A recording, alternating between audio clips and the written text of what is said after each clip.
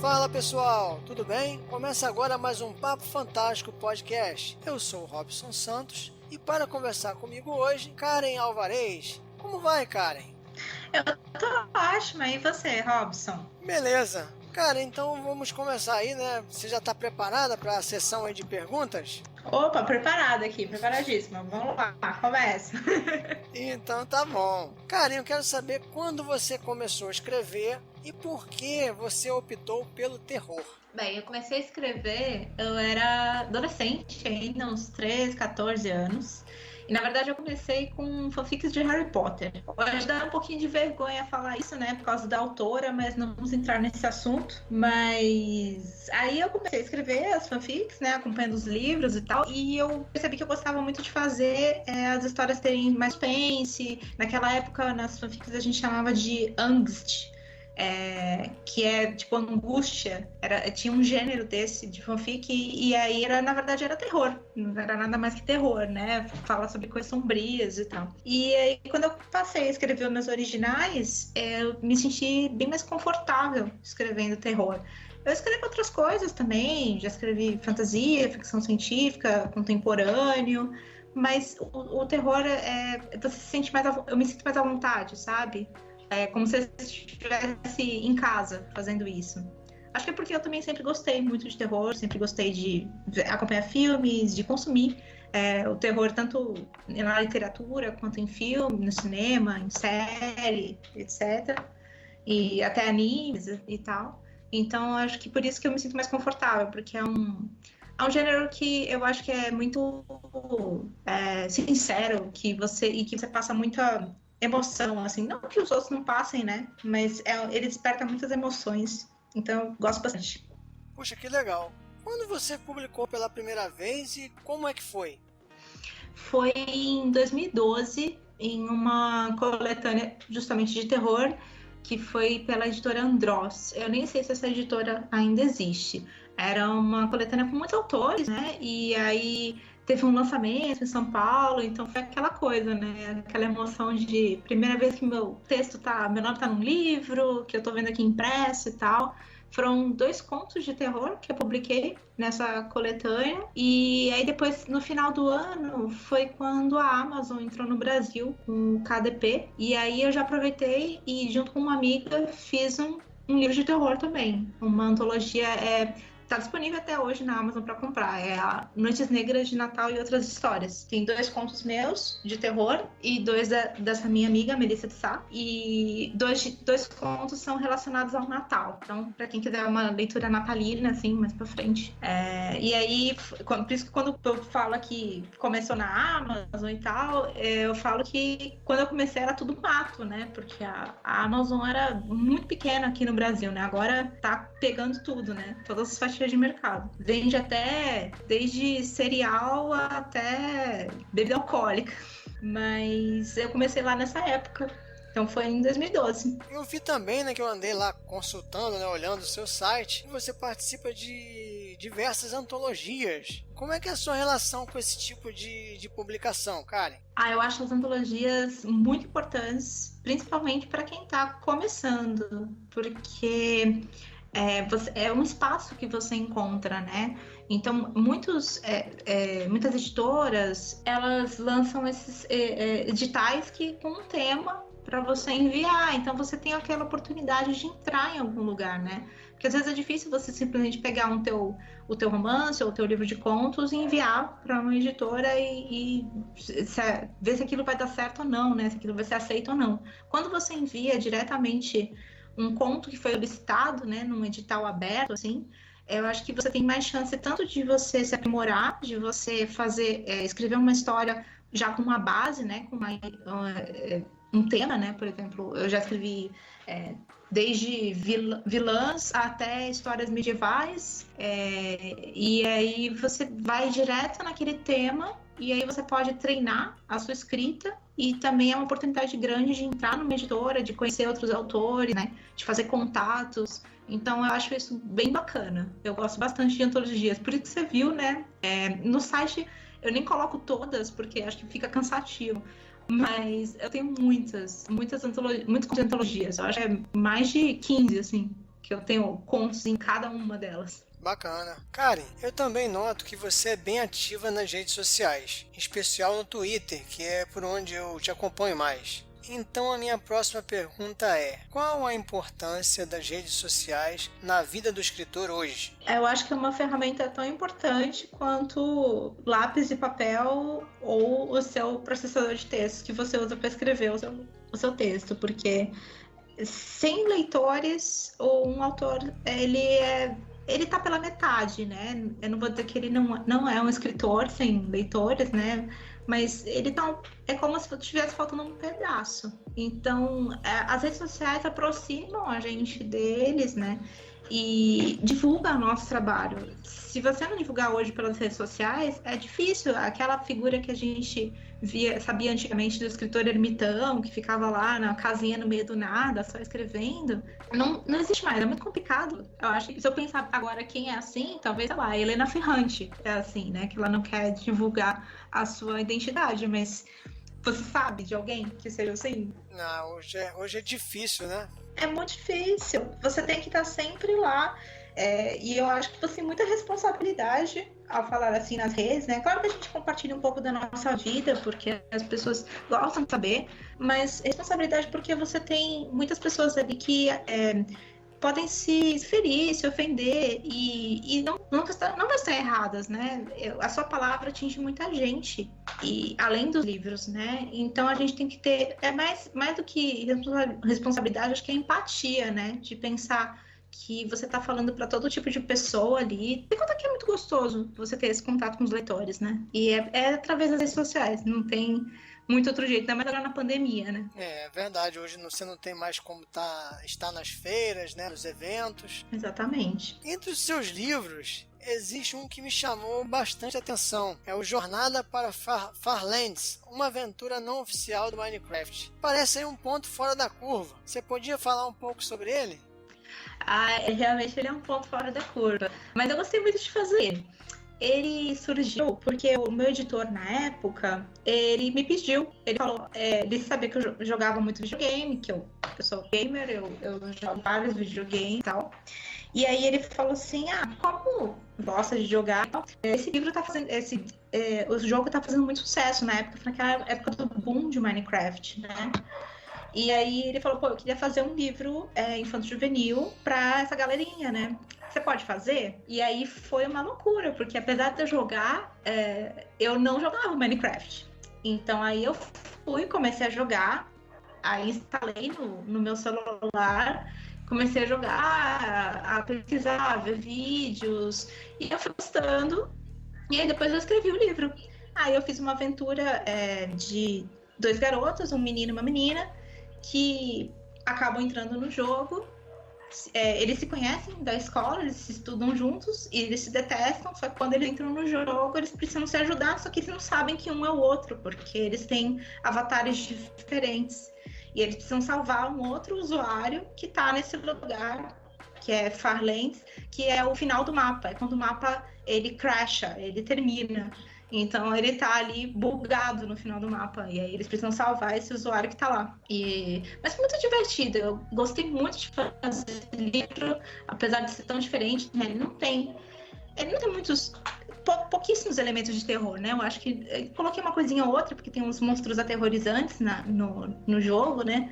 Mas ele é um livro mais leve, uma aventura mais leve, mas ele me trouxe coisas muito boas, porque quando eu ia em evento com ele, é aquele calor, assim, aquela recepção da criançada, né?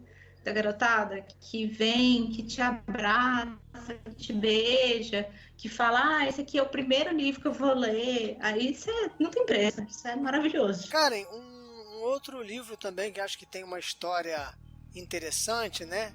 É o Horror em Gotas. E eu gostaria que você falasse um pouquinho sobre ele também, porque acho que ele fez parte aí da sua formação como escritora. Como é que foi isso? Então, Horror em Gotas, eu participava de uma iniciativa com escritores de terror também, que eu conheci na época, que se chamava Um Ano de Medo, esse projeto. Era um projeto de um blog, no Blogspot, e a gente publicava um conto de terror todos os dias. Eram 6 inscritos e toda semana tinha um convidado. Então, eu fazia parte desse grupo fixo de 6 escritores e o meu dia, eu lembro até hoje era sexta-feira, e aí toda semana eu tinha que publicar um conto na sexta-feira, um conto de terror. Então a produção era insana, né? Eu tinha um caderninho com ideias que eu ia anotando, coisas malucas como, sei lá, enterrado vivo, pegou fogo, celular não tá funcionando direito sem o chip, coisas assim, coisas malucas que eu botava e falava assim, agora, vou desenvolver uma história aqui. Só que era contos bem pequenos, né? Então quando você pega o livro pra ler, são 2, 3 páginas, nenhum conto fica mais do que isso, 4 páginas no máximo. É bem rapidinho, por isso que aí eu chamei ele de Horror em Gotas, porque aí eu falei, eu vou juntar todos eles e fazer uma coletânea minha, depois que passou o projeto, ele acabou o projeto.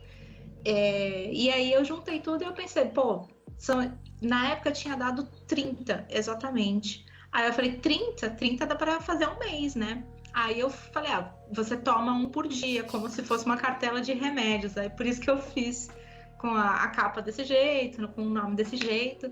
E alguns anos depois eu fiz um outro conto de terror e eu falei, vou fazer uma edição especial. Eu incluí ele numa nova edição e é por isso que virou 31 contos. Legal, muito, muito bom, cara. Muito criativo aí da sua parte essa questão aí de comparar, né, com remédio.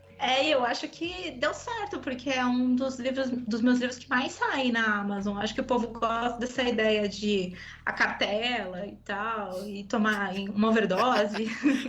É verdade, né? Você pode ler mais de um conto por dia e de repente tomar uma overdose, né? Exatamente. Aproveitando aí que você falou sobre a questão da Amazon, né? Eu perguntar para você o seguinte: qual é hoje a sua preferência de publicação? É via Amazon mesmo? Editora convencional? Independente? Como é que você vê o mercado hoje e qual é a maneira que você acha melhor para publicar? Olha, no momento, para mim, o que está funcionando mais é a Amazon. Ainda mais porque a gente está nessa situação que a gente está, e a Amazon é aquela coisa imediata, que você pode publicar.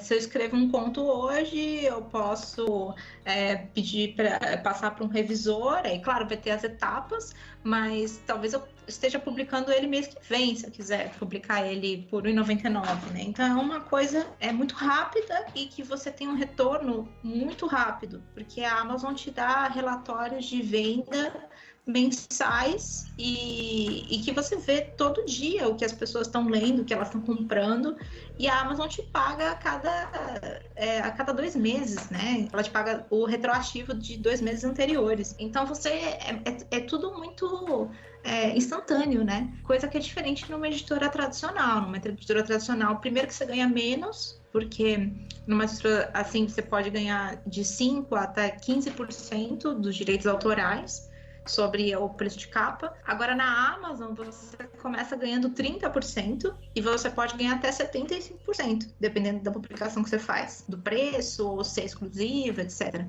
Então é bem viável, inclusive financeiramente, né? Porque você tem um retorno muito maior, mais rápido e sempre vem algum dinheiro.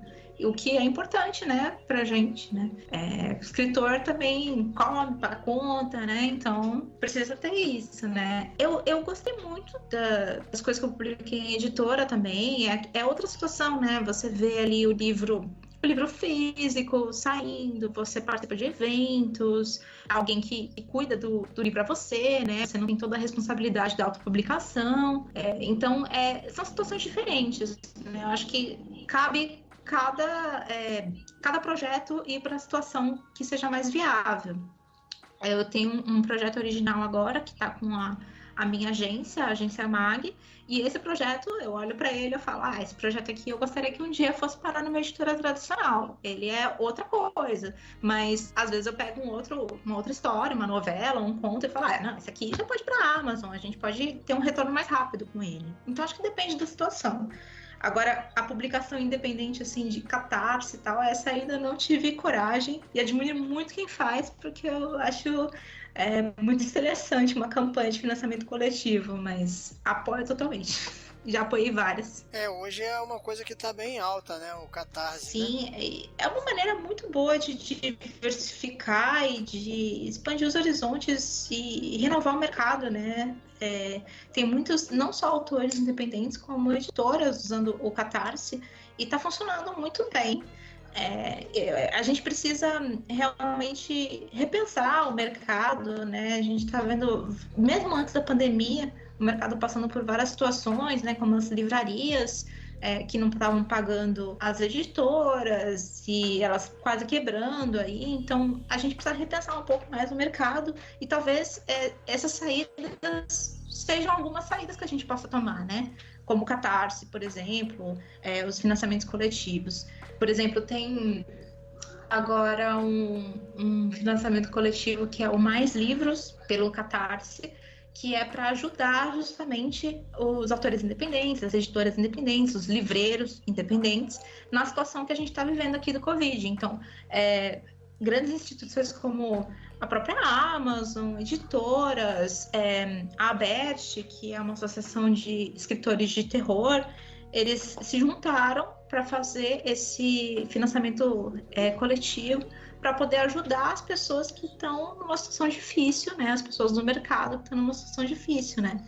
Ainda mais se você parar pensar como é que está um livreiro independente, que já estava ruim antes da situação e agora, né?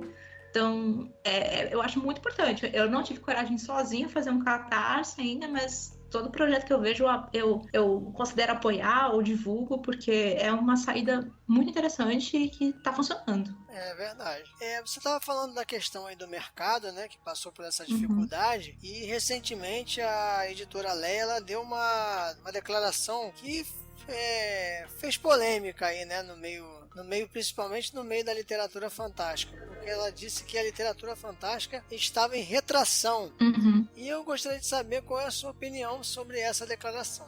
Eu acho que a gente tem que analisar os dois lados, né? Sempre tem os dois lados de uma situação. Então, por um lado, a Leia tem as razões dela, né? A cadeia de produção do livro não é barata. Você tem muita coisa. Você compra os direitos do livro estrangeiro, quando não é uma publicação nacional. Você tem tradutor, revisor, preparador. Você tem capista, diagramador, o marketing, o estoque, a distribuição. É uma escala muito grande, é muita coisa que você paga e é difícil cobrir todos os custos, né?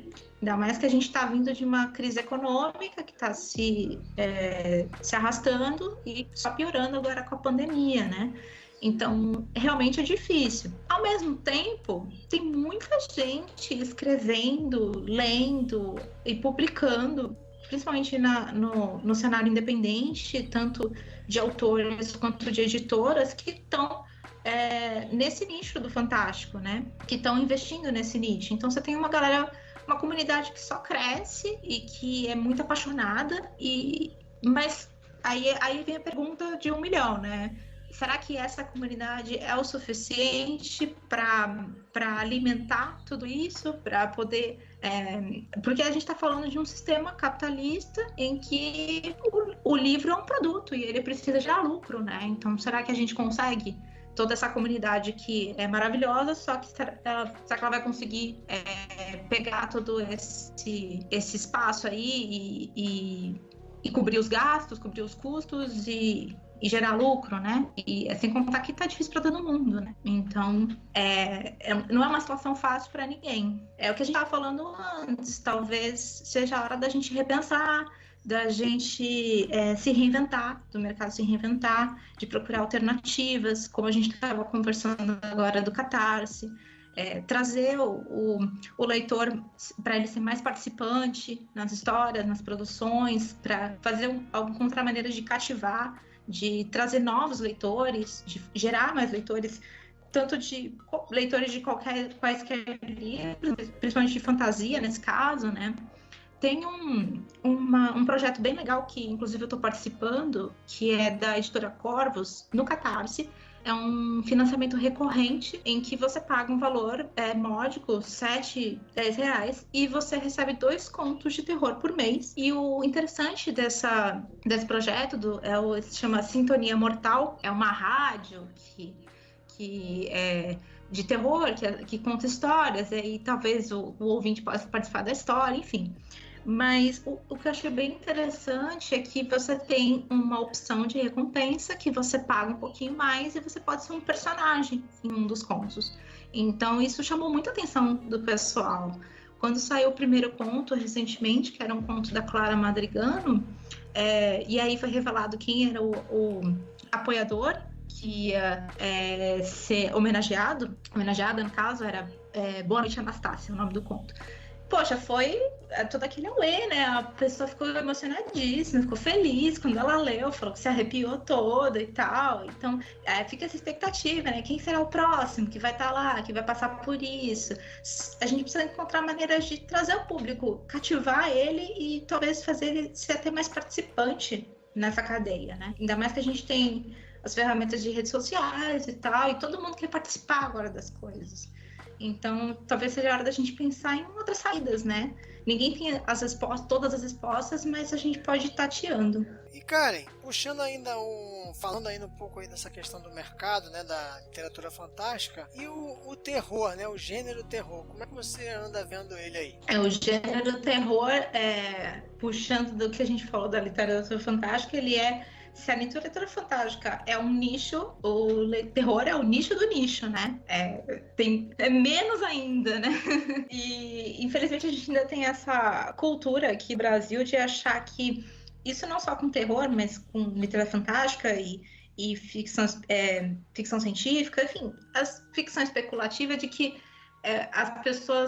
muitas pessoas ainda acham que é uma bobagem ou é coisa só de criança, o que não é verdade, né? Porque imagine, tem histórias aí que coitado das crianças não podem nem ler, né? Porque não dá para elas, né? E nem te falei, o livro do Minecraft, ele não é pesado assim, né? Porque, poxa, nem tem nada a ver, né? Mas as pessoas fazem essas associações meio bizarras, né? De que é uma coisa menor, é uma literatura menor, ou não é tão importante, não é literatura com L maiúsculo, né? É uma coisa que a gente precisa também mudar aqui na mentalidade das pessoas, né? E o terror sofre muito por isso, né? Ele é muito estigmatizado. Mas mesmo assim, eu acho que a gente tem ótimas iniciativas por aí, que nem eu falei agora há pouco da ABERT, que é uma associação de escritores do gênero, juntamente com gêneros suspense, policial. Então, é uma comunidade de escritores que eles estão tentando profissionalizar o mercado, estavam fazendo vários eventos, eles criaram um prêmio próprio, justamente para essa literatura desse gênero. Então é uma coisa mais dedicada, que tem a ideia de organizar mais, né, os escritores desse nicho. Tem também a agência MAG, que é a agência que eu sou agenciada, que ela é especialista nos autores brasileiros de ficção especulativa, e isso inclui terror, né? Então, ficção científica, terror e fantasia. Até editoras grandes que estão investindo no gênero, como a Suma, né? Que tem a tradução de ter sido publicado Stephen King aqui, mas que traz autores brasileiros agora, como o Rafael Montes, a Darkside, né, que até abriu o Prêmio Machado agora. Então, Prêmio Machado, né, que eu também já tô de olho nele ali. Todo mundo tá de olho. Mas enfim, todo mundo, né? E as editoras pequenas também, né, que investem nisso, o Dame Blanche, que sempre publica obras de gênero e tal. Então, a Plutão, né, a Plutão é mais ficção científica. Então, a gente está vendo que as pessoas estão tentando, né? O que a gente estava conversando antes. A gente precisa tatear e encontrar saídas para situações, né? Porque senão a gente nunca sai do lugar. Eu acho que aos poucos a gente vai indo, né? A gente gostaria que a coisa caminhasse um pouco mais rápido, às vezes a gente se desanima, mas tem que ir pedacinho por pedaço. Sim. Uma coisa de cada vez, né? É. Bom, então é isso, Karen. Você gostaria de acrescentar mais alguma coisa? Acho que eu só quero agradecer mesmo pela oportunidade aqui. Como eu te falei antes da gente começar a gravar, eu acho que foi o primeiro podcast que eu participei mesmo. Antes só teve esses que nem eu te falei que leram meus contos, que foi bem legal, né? Leitura dos meus contos, mas assim, eu falando foi a primeira vez. Então, obrigada, eu gostei pra caramba. Que legal. Fico lisonjeado, né? Pois é. Eu que fico, né, pelo convite.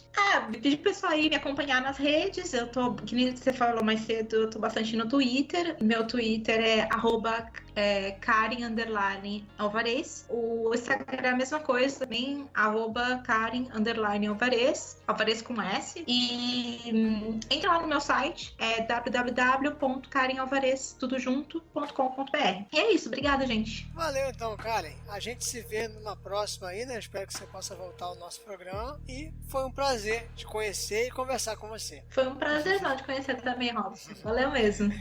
Então valeu, pessoal. Tchau, tchau. Tchau.